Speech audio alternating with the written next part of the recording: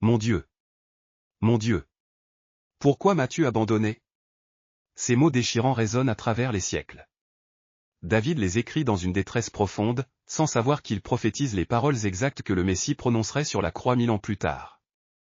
Le psaume 22 n'est pas simplement une lamentation, c'est une fenêtre prophétique sur le sacrifice ultime du Christ. Aujourd'hui, nous explorons ce psaume remarquable qui commence dans les ténèbres du désespoir mais se termine dans la lumière glorieuse du royaume éternel. David écrit, « Mon Dieu! Mon Dieu!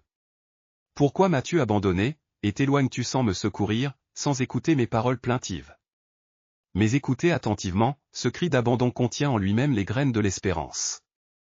David s'adresse encore à mon Dieu, même dans l'abandon apparent, la relation demeure. Même dans la détresse la plus noire, la foi persiste. Ce psaume nous enseigne que nos cris les plus profonds peuvent devenir les prières les plus puissantes, et que Dieu utilise même notre souffrance pour accomplir ses desseins éternels. Lisons ensemble les versets clés de ce psaume prophétique. Mon Dieu! Mon Dieu! Pourquoi m'as-tu abandonné, et t'éloignes-tu sans me secourir, sans écouter mes paroles plaintives? Mon Dieu! Je crie le jour, et tu ne réponds point, la nuit, et je n'ai point de repos. David continue, je suis un ver et non un homme, l'opprobre des hommes et le méprisé du peuple. Tous ceux qui me voient se moquent de moi, ils ouvrent la bouche, branlent la tête. Puis vient cette description saisissante, car des chiens m'environnent, une bande de scélérats rôde autour de moi, ils ont percé mes mains et mes pieds. Je pourrais compter tous mes os.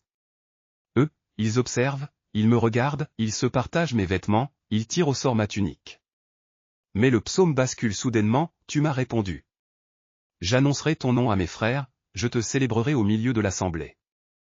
Et il se termine par cette vision grandiose, toutes les extrémités de la terre penseront à l'Éternel et se tourneront vers lui, toutes les familles des nations se prosterneront devant ta face.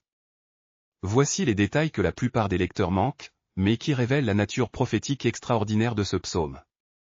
Premièrement, David décrit précisément le percement des mains et des pieds au verset 16. C'est remarquable car la crucifixion était inconnue dans l'ancien Israël. Les exécutions se faisaient par lapidation, pas par crucifixion. Pourtant David décrit exactement la méthode romaine qui sera utilisée pour exécuter Jésus 1000 ans plus tard. Deuxièmement, le tirage au sort des vêtements au verset 18. Dans la culture hébraïque, les vêtements étaient précieux et se transmettaient en héritage. Pourquoi David imaginerait-il ses ennemis tirant au sort ses habits? Cela ne correspond à aucune pratique juive de l'époque. Pourtant Jean 19h24 nous dit que c'est exactement ce que firent les soldats romains avec les vêtements de Jésus. Troisièmement, la transition soudaine du verset 21 au verset 22. David passe instantanément du désespoir total, « Sauve-moi de la gueule du lion », à la louange triomphante, « Tu m'as répondu ». Cette transition abrupte n'a de sens que si David a reçu une vision prophétique de résurrection. Il voit au-delà de la mort vers la victoire finale. Quatrièmement, l'universalité soudaine des versets finaux. David passe de sa détresse personnelle à une vision de toutes les nations adorant Dieu. Cette expansion cosmique révèle que sa souffrance sert un dessein bien plus grand qu'une simple délivrance personnelle. Ce psaume révèle des transitions théologiques profondes qui transforment notre compréhension de la souffrance et de la rédemption. Le premier changement majeur s'opère de l'abandon apparent vers la confiance restaurée. David commence par « Pourquoi m'as-tu abandonné ?» mais termine par « Tu m'as répondu ». Cette progression nous enseigne que l'abandon ressenti n'est pas l'abandon réel. Dieu reste présent même quand nous ne le sentons pas. Le deuxième changement va de la solitude vers la communauté. David commence seul dans sa détresse, mais il termine en proclamant « J'annoncerai ton nom à mes frères, je te célébrerai au milieu de l'assemblée ». La souffrance personnelle devient un témoignage communautaire. Nos épreuves privées deviennent des victoires publiques qui édifient l'Église. Le troisième changement s'étend de la souffrance présente vers le royaume éternel.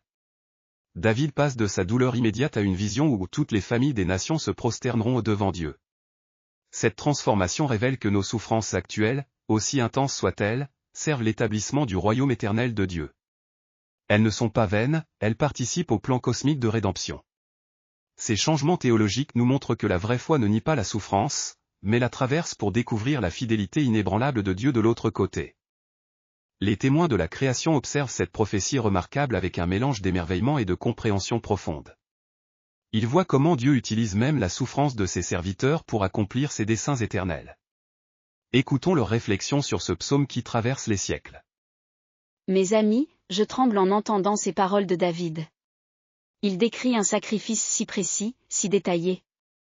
Comme si le berger voyait déjà l'agneau qui viendrait porter les péchés du monde. L'agneau voit juste. David écrit sur le percement des mains et des pieds, sur le partage des vêtements, des détails qui ne correspondent à aucune pratique de son époque. L'Esprit de Dieu lui révèle l'avenir. Mais voyez comme la souffrance se transforme en louange. David passe du cri de détresse à l'adoration triomphante. C'est le mystère de la rédemption, la douleur devient le chemin vers la gloire. Oui, et remarquez qu'il commence par « mon Dieu » et termine par la vision de toutes les nations adorant ce même Dieu. La souffrance personnelle devient salut universel. Cela me remplit d'espérance pour tous ceux qui traversent des vallées sombres. Leurs larmes aujourd'hui peuvent devenir les cantiques de victoire de demain. Rien n'est perdu avec Dieu. Comment ce psaume prophétique transforme-t-il notre vie aujourd'hui? Premièrement, il nous autorise à crier honnêtement à Dieu dans nos détresses. David n'édulcore pas sa souffrance, il la présente brute devant le trône de grâce. Nos larmes et nos questions ne choquent pas Dieu, elles l'invitent à intervenir. Quand vous traversez des épreuves qui semblent vous broyer, rappelez-vous que même Jésus a crié ces mêmes paroles sur la croix. Votre douleur est comprise, votre cri est entendu. Deuxièmement, ce psaume nous enseigne que nos souffrances actuelles ne sont pas le dernier chapitre. David voit au-delà de sa détresse immédiate vers la victoire finale. De même, nos épreuves présentes, aussi accablantes soient-elles, ne définissent pas notre destinée éternelle. Dieu prépare une délivrance qui dépasse notre compréhension actuelle. Troisièmement, nos expériences personnelles avec Dieu deviennent des témoignages communautaires. David promet d'annoncer le nom de Dieu à ses frères après sa délivrance. Vos victoires privées sont destinées à encourager l'Église publiquement. Ce que Dieu fait dans le secret de votre cœur, il vous appelle à le proclamer dans l'assemblée. Enfin, ce psaume nous révèle que Dieu utilise nos souffrances dans son plan éternel de rédemption. Rien de ce que vous traversez n'est gaspillé. Chaque larme, chaque prière, chaque nuit d'insomnie participe à l'établissement du royaume de Dieu sur terre. Prions ensemble, Seigneur Dieu, merci pour ce psaume qui nous montre que tu comprends nos cris les plus profonds. Comme David, nous traversons parfois des vallées où nous nous sentons abandonnés. Aide-nous à nous souvenir que tu n'abandonnes jamais tes enfants, même quand nous ne sentons pas ta présence. Transforme nos souffrances en témoignages de ta fidélité.